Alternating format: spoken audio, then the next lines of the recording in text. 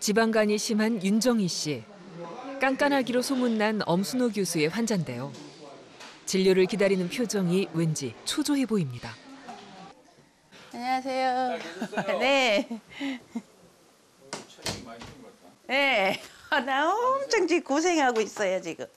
체중이 준 것 같다는 인사에 윤정희 씨의 목소리가 한껏 높아지는데요. 피나 노력하고 계세요? 네, 가게에서 걱정하고 있어요. 저 쓰러질까 봐.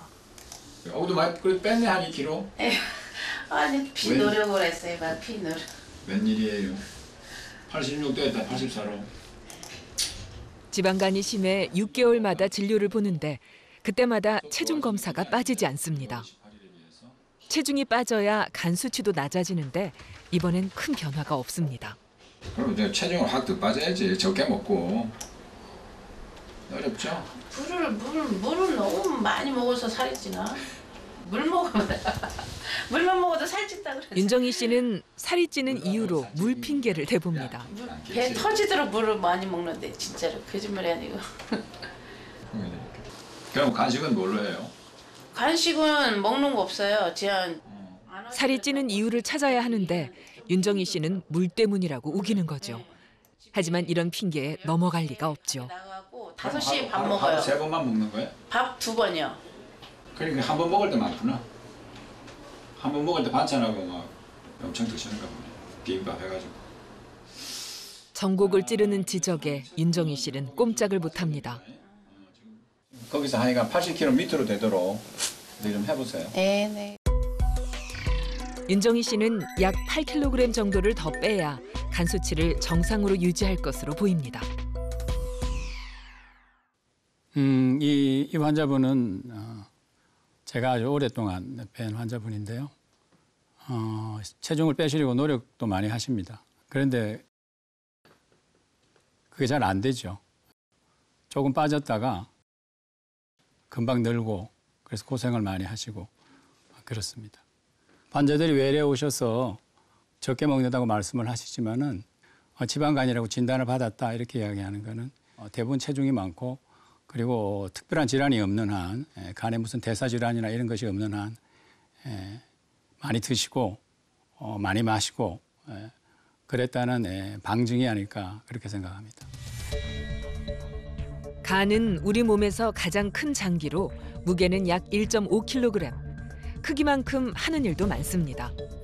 먼저 우리 몸 구석구석에 영양분을 공급하고 일정량을 저장해 필요할 때 꺼내 쓰도록 합니다. 또한 음식물과 함께 몸에 들어온 독성분들도 간에서 해독되어 배출됩니다.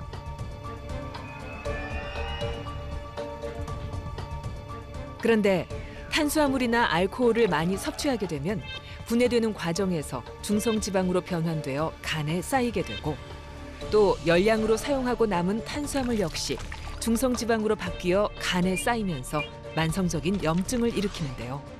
이런 과정을 통해 지방이 간세포의 5% 이상 축적되는 것을 지방간이라고 합니다. 지방간이라는 것은 결국 간에 기름이 많이 끼어 있다, 지방이 많다 이런 의미죠. 근데 지방간에는 크게 원인이 두 가지로 볼 수가 있습니다. 알코올에 의한 지방간과 비알코올성 지방간으로 이렇게 나눌 수가 있습니다. 비알코올성 지방간의 경우에는 이제 과식을 통해서 지방간이 생기는데요. 저희가 이제 과식을 많이 하게 되면은 에너지로 쓰이고 남은 여분의 영양소들이 모두 이제 지방으로 몸에 저장이 됩니다.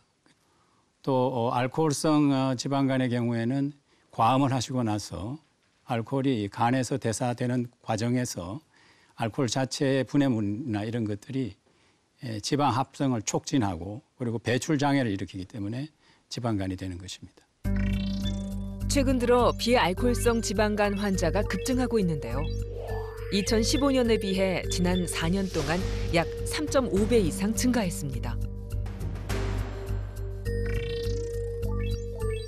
이전에는 50대 이상에서 많이 발견되는 질환이었지만 최근 30대의 젊은 층에서도 지방간 환자들이 급증하고 있습니다. 특히 과다한 탄수화물 섭취와 열량이 높고 짠 음식은 비만과 지방간의 원인으로 꼽히고 있습니다.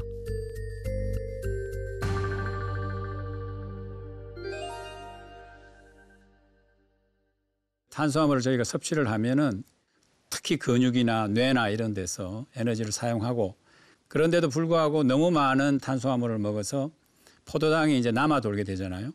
남아 도는 포도당은 간에서 지방산으로 변화되는 겁니다.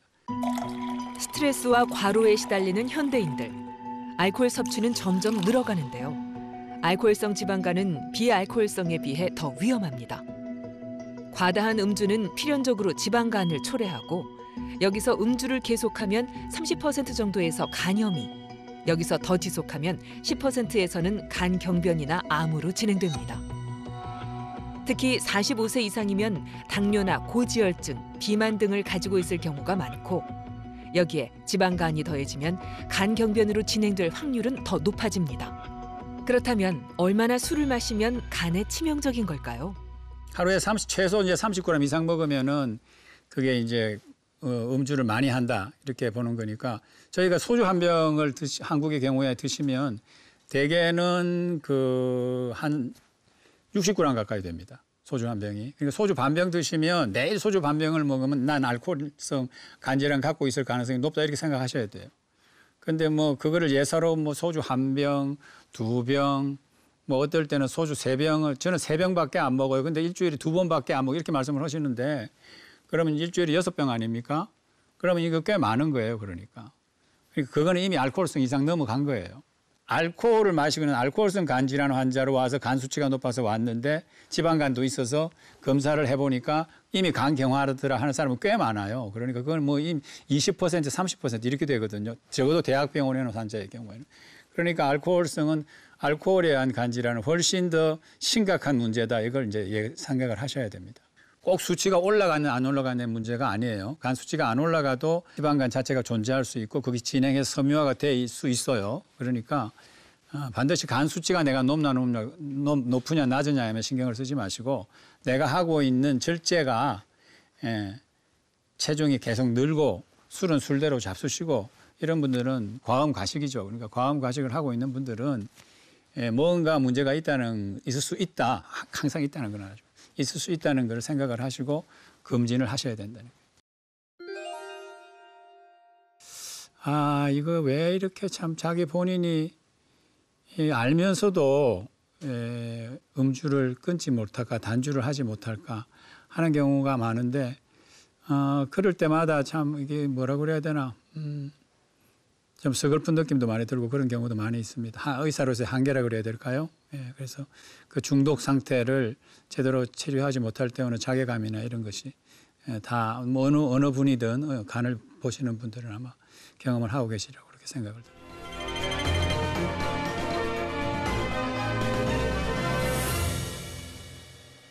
네, 술장에서 간을 보면은 간이 부드럽게 이렇게 만져집니다. 그리고 색깔도 아주 선홍색이고요. 탄력도 아주 좋죠.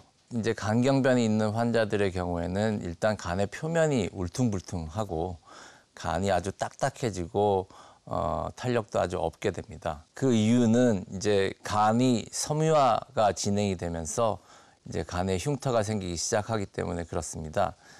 이 간의 섬유화가 진행된다는 것은 간에 만성적으로 염증이 지속되면서 그 간에서 여러 가지 염증 반응이 일어나기 시작하면서 거기에 이제 섬유소들이 침착이 되고 그것이 우리 피부로 치면은 이제 흉터와 같이 그 간에 흉터들이 생기기 시작하면서 간이 딱딱해지기 시작하는 것입니다.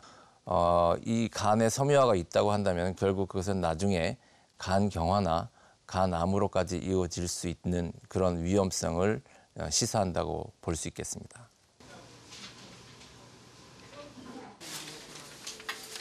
지난밤 응급실로 실려왔다가 입원을 하게 된 김경자 씨. 알코올성 지방간에서 시작해 결국 간경변 말기까지 왔습니다.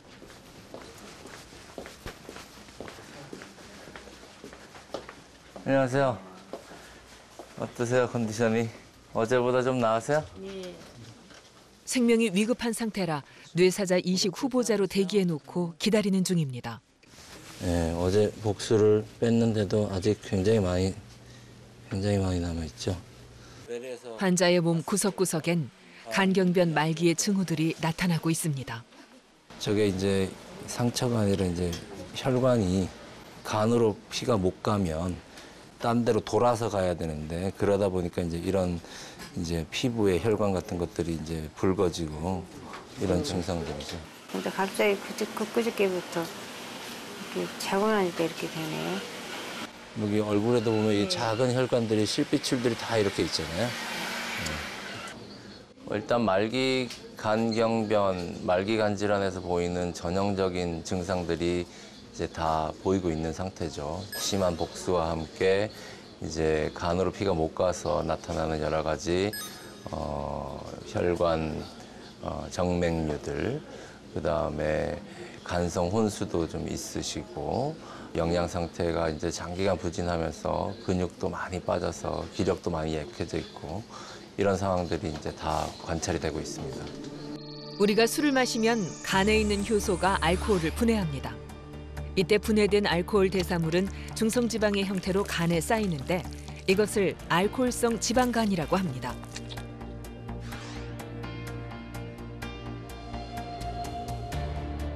계속해서 술을 마시게 되면 간세포에 염증과 괴사가 동반되는 알코올성 간염이 발생하게 되는데요.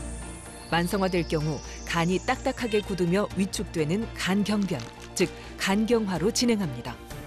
단순한 지방간은 금주하면 호전되지만 알코올성 간경변은 되돌릴 수가 없습니다.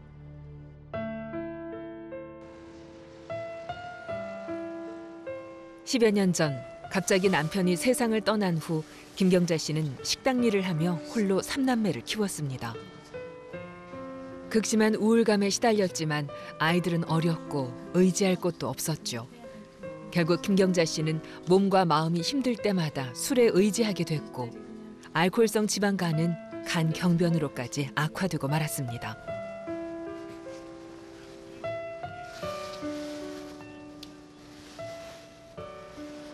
아빠가 2008년도에 돌아가셨거든요. 그래서 그 뒤로 거의 술을 의지하다시피 사시다 보니까 간이 이제 급격히 안 좋아지시는 게 황달 때문에 알게 됐다가 이제 그 뒤로 복수도 이제 조금씩 차시고 그래서 대학병원에 가라는 2차 병원에서 설단을 받고 그리고 대학병원에 와서 간경화라는 판정을 받았죠. 본인 스스로가 너무 힘들어하니까 이제는 체력이 안 되니까 예전처럼 잘 버티지도 못하시는 것 같고 중간에는 막 안 좋은 상황까지 너무 많았었기 때문에 이번에는 진짜 잘 돼가지고 건강하셨으면 좋겠어요.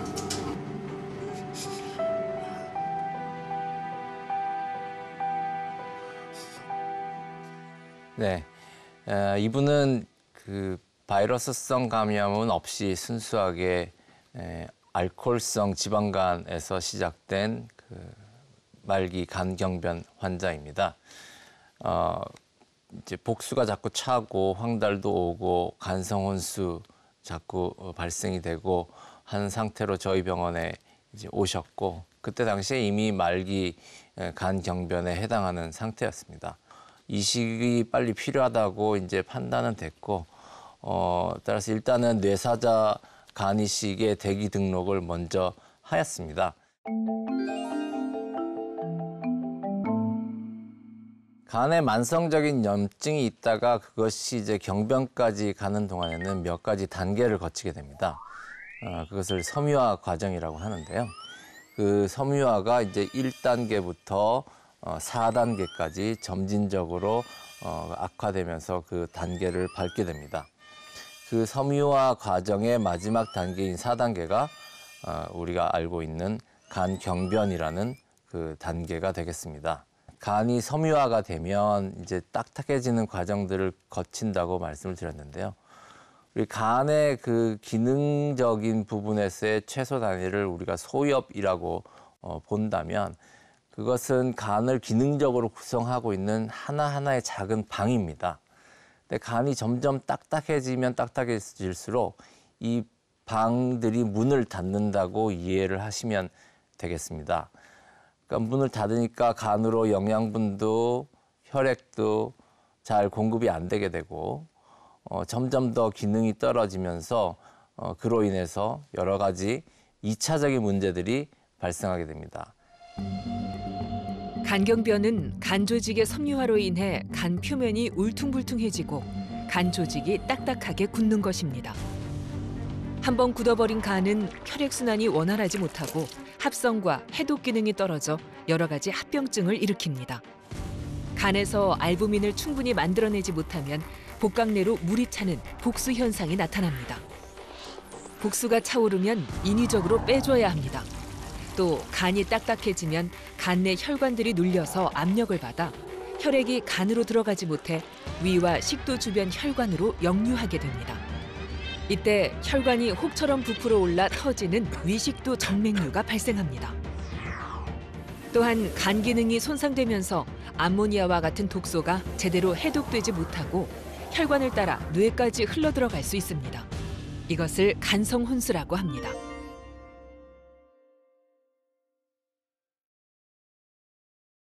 대체 이제 지방간을 발견하게 되는 경위는 건강검진에서 했더니 혈액 수치가 높다, 이제 이런 이야기를 듣고 오게 됩니다. 간 수치가 높다고 하는 거는 간에 손상이 있다고 하는 거거든요. 그러니까 그 간 수치 중에서도 ALT라고 하는 거는 본래는 간 세포 내에 존재하던 그런 효소인데 이제 그것이 손상이 있으면 밖으로 빠져나와서 혈중 농도가 높아지는 거니까 그 수치가 높아졌다고 하는 거는 간에 손상이 있고 대체로는 이제 그 원인이 간염인 경우가 많죠. 그래서 간염도 여러 가지 원인이 있으니까 이제 병원을 찾아오시면은 혹시 바이러스 간염이 있는 건 아닌가, 혹은 또 희귀성 그 간질환이 있는 건 아닌가, 대사에 문제가 있는 건 아닌가, 이런 여러 가지 이제 정밀 혈액 검사를 해서 뭐 바이러스 간염도 아니고 뭐 이제 이런 걸 밝히게 되죠.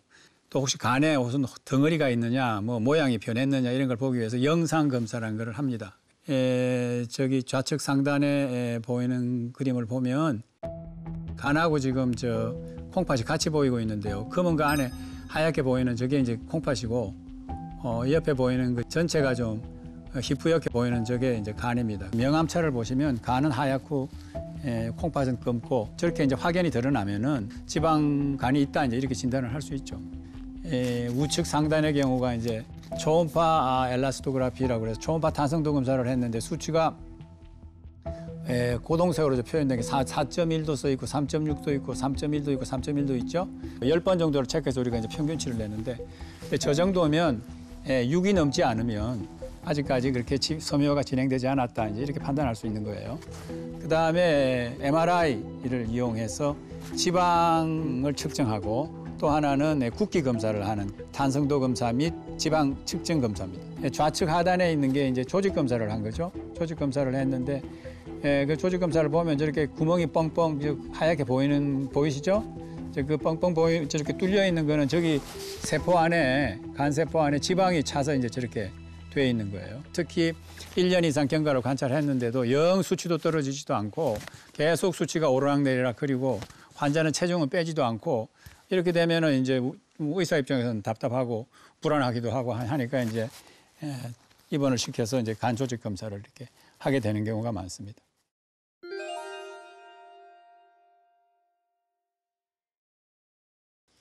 그러면은 아무래도 조금 마음가짐 자세가 좀 달라지시는 분들 많습니다. 특히 운동을 하고 좀 적게 먹고 하는 노력은 많이 하시게 되고, 저희 의사 입장에서 저런 그 조직 검사적 그런 증거가 나타나면 비타민 E라든가 또 아니면 당뇨가 있는 경우에는 그 지방간을 좀 줄일 수 있는 약제를 같이 첨가한다든가 하는 본격적인 그런 치료를 좀 고려를 하게 되는 것이고, 또 이제 만일 섬유화가 진행이 됐다 하면 이제 자주 영상 검사를 해서 더 진행하는 건 아닌지, 혹시 또 암이 발생하는 건 아닌지 이런 것을 이제 체크를 하게 되죠.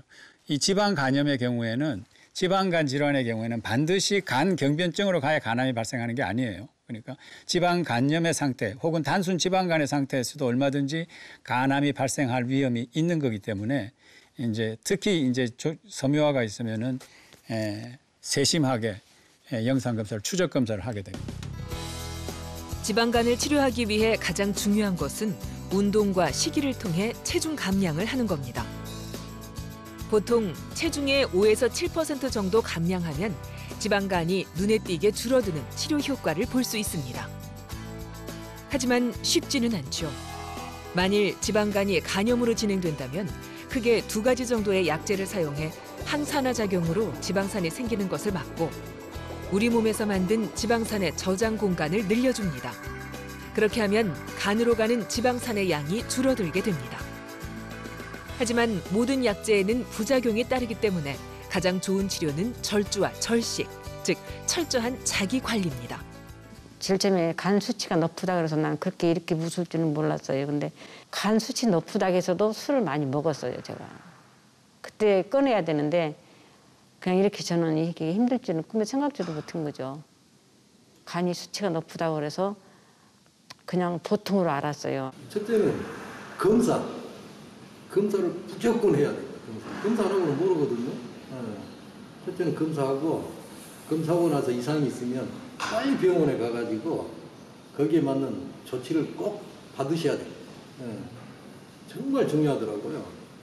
술 뭐 상당히 먹습니다. 젊어서 그렇고 젊어서 때도 먹었고 근데 결론은 뭐 이렇게 될 줄 몰랐죠. 강경까지 오게 될 줄 몰랐죠.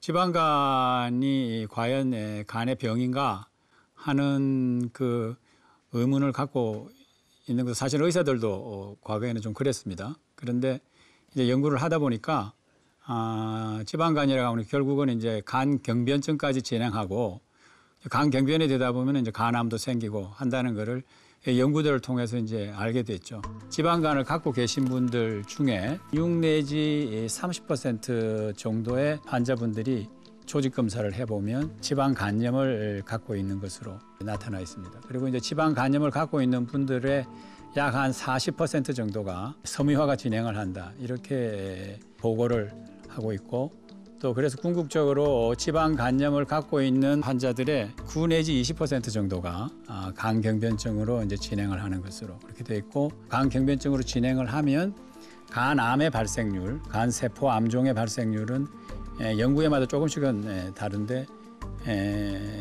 한 연구를 보면은 한 7년에 10%, 10% 정도 발생을 했다 이런 보고들이 있습니다.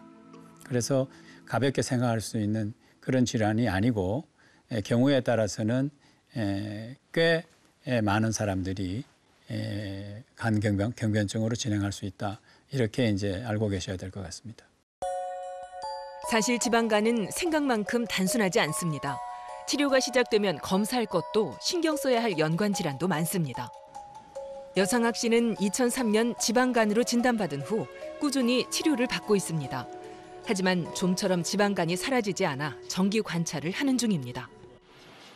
오늘은 초음파 검사를 통해 간의 상태를 확인하는 날입니다. 먼저 초음파를 통해 간에 지방이 어느 정도 분포하고 있는지 알아봅니다. 간과 주변 장기의 색을 통해 지방 간의 여부를 확인할 수 있습니다. 여상학 씨의 경우 체중이 늘면 곧바로 간 수치가 오르며 간의 염증도 지속되고 있어 간경변의 위험이 높은 편입니다.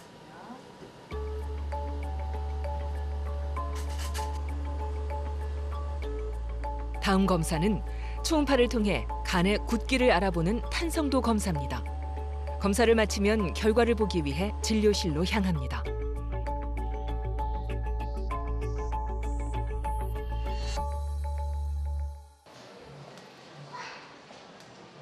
그전 같지는 않고. 그다음 간 전체적으로는 간의 상태는 어느 정도일까요? 근데 무지하게 심한 건 아니네. 또 여기 지금 저 횡격막이 좀 안 보이는 거는 상당히 중등도 이상의 그게 지금 지방간이 있는 거예요. 그러고 이게 지금 콩팥이거든요. 이건 간이고 콩팥에 비해서 콩팥은 검은데 이건 하얗잖아. 그러니까는 체중이 얼마 안 나가는데도 불구하고 지방간이 상당히 심한 중등도 내지 고도의 지방간을 갖고 있으니까 잘 아시다시피 한 4kg만 빼시면 되는데 3주 동안에 어떻게 좀 해서 한 2kg도 좀 빼갖고 그렇게 보시고요. 간 굳기 검사한 거는 그 이전에 비해서 그렇게 많이 굳은 것 같지는 않습니다. 비슷해 보여요. 하셨죠? 네. 이 환자분은 사실은 제가 엄청 오래 본 분입니다. 2005년 정도부터 봤으니까 15년을 보고 계세요. 이분이 그렇다고 체중이 엄청 많느냐? 그것도 그렇지도 않아요. 많으면 한 68kg. 이분 키에 비해서 그렇게 많은 체중이 아니에요. 그런데 흥미로운 거는 이분이 조금만 체중을 줄이면 간의 손상 수치가 줄었다가 거기서 조금 더 드셔서 체중이 한 3, 4kg가 늘면 또 수치가 정상이 30이라 그러면 뭐 70이 됐다가 80이 됐다 이러는 분이세요. 이 환자는 요산 수치라고 하는 게 높아서 약제를 아마 투여하고 있고요. 그다음에 콜레스테롤이 높아서 콜레스테롤을 줄이려는 그런 약제를 투여를 하고 있어서 지방간 질환이라고 하는 거는 어떻게 생각을 하시냐면 단순 지방간만 있는 것이 아니고 대사증후군이라고 하는 어떤 질환의 하나의 모습이다 이렇게 생각을 하셔야 되고 이 여상학 씨는 그런 요소 중에서 이제 몇 가지를 갖고 계신 것이죠. 지방간이 있는 사람은 다른 질환을 갖고 있을 확률도 높은데요. 절반 이상의 환자들이 비만을 갖고 있고요. 그 다음은 당뇨. 또 콜레스테롤이나 중성지방이 많은 이상지질 혈증. 그리고 생활습관병이라고도 불리는 대사증후군이나 고혈압도 많습니다.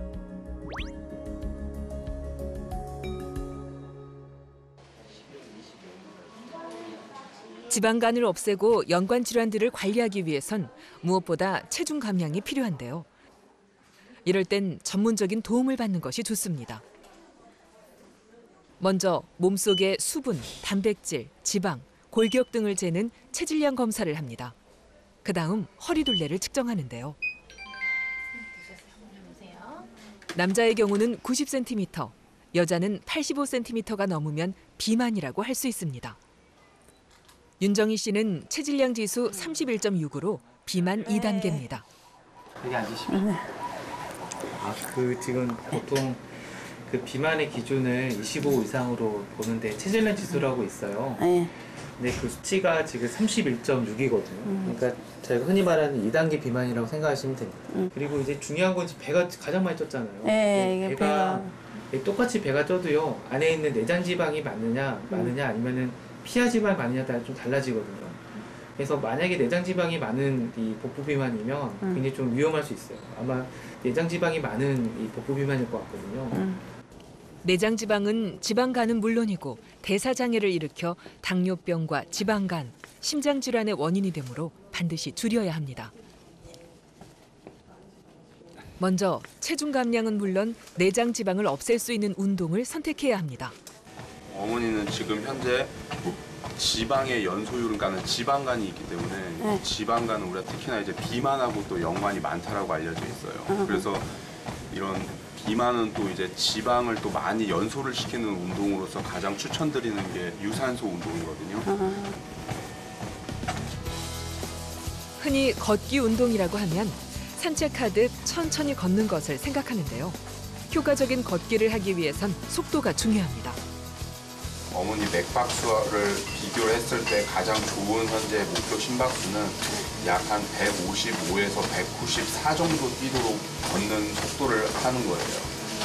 그렇기 때문에 요 정도로 걸으셔야만 가장 효과적으로 지방을 연소를 시킬 수가 있는 거예요. 그래서 처음에는 뭐 한 5분 정도는 이렇게 가볍게 걸어줘요. 네, 가볍게 걷기를 평상시에는 좀 이렇게 걸어주고 그리고 만약 밖에 나가가지고 좀 이렇게 걸을 때는 적극적으로 걷는 게 좋아요. 효과적인 지방 연소를 위해선 빠르게 걷기와 쉬기를 반복하는 것이 훨씬 효과적입니다. 자, 그래서 제가 하나, 둘, 셋, 넷, 하나, 둘, 셋, 넷, 하나, 둘, 자, 30초 남았어요, 어머니. 자, 하세요. 하나, 심박수를 높여 대사를 활발하게 만드는 방법인데요. 천천히 1시간을 걷는 것보다 이렇게 계단 오르기를 1분씩 10세트 정도 하는 것이 훨씬 효과적인 방법입니다. 하나, 둘, 셋, 넷, 자, 스톱. 이러고 1분 쉬시는 거예요. 다시 1분. 체중 감량을 위해 꼭 필요한 것이 바로 식이요법이죠. 지방간을 없애기 위해선 저탄수화물 그리고 저과당 시기를 기억해야 합니다. 단 거는 아예 입도 안 돼 버려요. 잘하셨어요.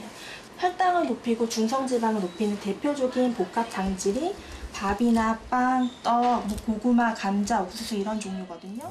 탄수화물이나 당이 많은 음식은 우리 몸에서 지방산으로 변하기 때문에 반드시 줄여야 합니다. 또한 일정한 시간에 일정한 양의 식사를 하는 것도 중요합니다. 무조건 먹지 않고 체중을 감량하려 했던 윤정희 씨. 이제야 올바른 식사법을 알게 됐습니다. 많이 진작 이렇게 할 걸 왜 이렇게 좀 후회가 되네요. 내일서부터 이제 열심히 운동을 하고 최소한 내가 목표를 원하는 대로 내 뜻대로 원하는 대로 한번 해볼 생각이에요.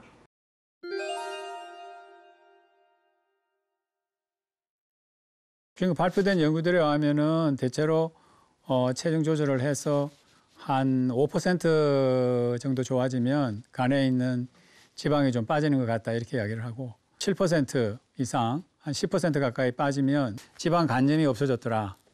그런 보고는 있는 것 같아요. 그런데 5% 정도 빠진 것 같고는 지방 간염까지는 없어지진 않는 것 같더라.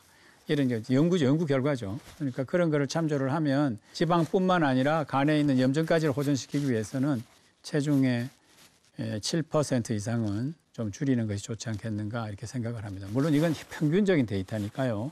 그 개인이 얼마나 떨어질 것인가는 조직 검사를 저희가 해보지 않으면 모르겠지만 대체로 그렇게 예측이 되는 거죠.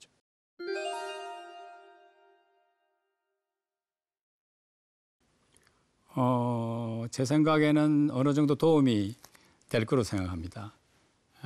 왜냐하면은 일단 고지방식이라고 하는 것을 사람들이 많이 섭취하기가 어렵습니다. 왜냐하면 그게 이제 들어가면 일단 배가 불러지고 위에서 빠져나가는 그 시간이 오래 걸리기 때문에 결국 섭취량이 줄게 되죠. 그래서 탄수화물을 줄이는 효과가 일단 있고 사람의 몸이라고 하는 거는 지방과 탄수화물을 같이 먹게 되면은 일단 탄수화물을 먼저 쓰려고 합니다. 그래서 에너지로 쓰고 그 다음에 이제 탄수화물이 좀 남으면 그거를 이제 간에서 지방으로 변화시켜서 지방 조직에 축적을 하고 이렇게 되는 거니까 저탄 고지를 하게 되면은 일단 탄수화물을 적게 먹으니까 일단 탄수화물 자체로 간에 축적되는 지방으로 축적되는 그런 부분은 없어지게 되는 것이죠.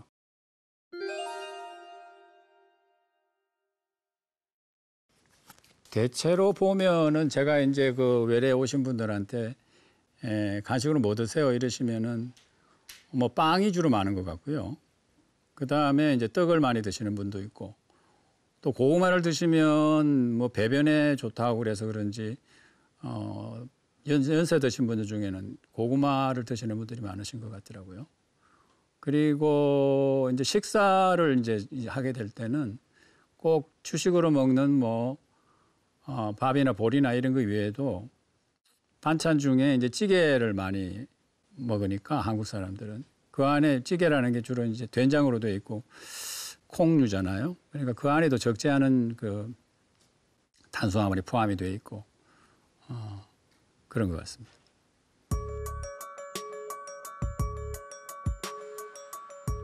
지방 간을 줄이기 위해선 빵이나 밥, 고구마나 떡과 같은 탄수화물의 양은 약 15에서 20%로 줄이고 생선이나 견과류와 같이 불포화 지방산이 많이 포함된 지방식은 50에서 70% 정도로 늘리는 식사가 도움이 됩니다.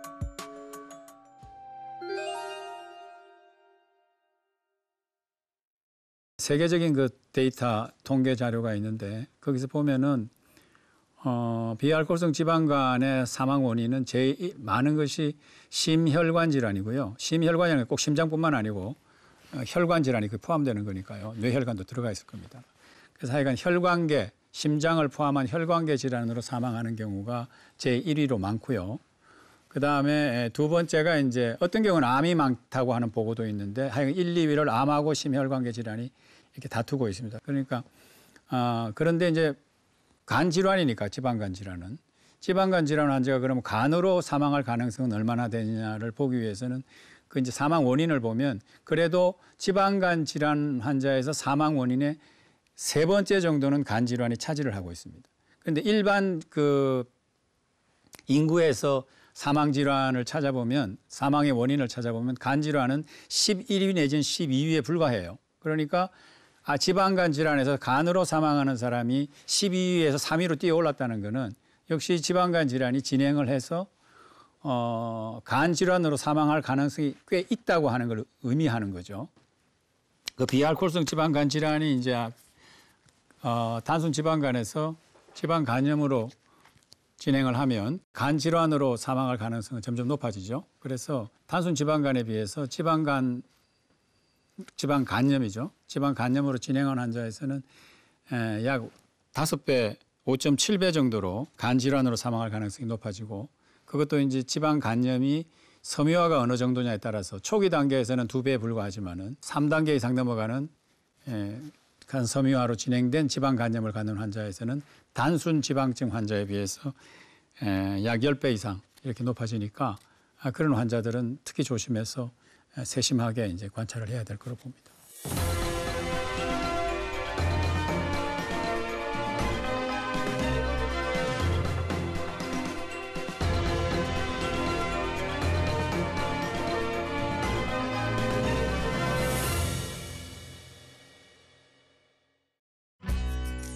프로메테우스는 인간에게 불을 준 벌로 산꼭대기에 매달려서 독수리에게 간을 쪼아먹히는 벌을 받게 됩니다. 그런데 그 간은 밤이면 다시 자라나서 다음 날이면 또다시 독수리가 와서 간을 쪼아먹는 벌을 영원히 받게 됩니다. 그러나 실제 인간 세계에서는 그 간은 그렇게 영원하게 재생되지는 않습니다. 비록 인간의 몸에서 다시 재생되어서 회복될 수 있는 장기는 간이 유일합니다만 현실 세계에서는 한계가 있습니다. 따라서 여러분들도 타고난 간을 잘 간수하시고 잘 활용하셔서 건강한 삶을 영위하실 수 있기를 바랍니다. 오늘 긴 시간 동안 지방간 질환의 원인과 또 위험성, 치료 이런 거에 대해서 알아봤습니다. 저는 매번 외래에서 환자를 볼 때 간을 잘 지키고 또 건강을 지키기 위해서 거의 비슷한 말씀을 반복해서 드립니다. 그런데 특히 이제 이 지방간 질환을 갖고 계신 분들이 간을 지키고 건강을 지키기 위해서는 반드시 절제 있는 생활을 좀 해야 되겠다. 그래서 그 절제 하나가 과음과 가식을 피하는 것, 그것이 이 지방간 질환 또 간 질환을 예방하고 지키는 가장 중요한 그런 생활 수칙이다 하는 걸 명심하시고 올 한 해도 건강한 그런 하고 행복한 한 해가 되시기를 기원합니다. 감사합니다.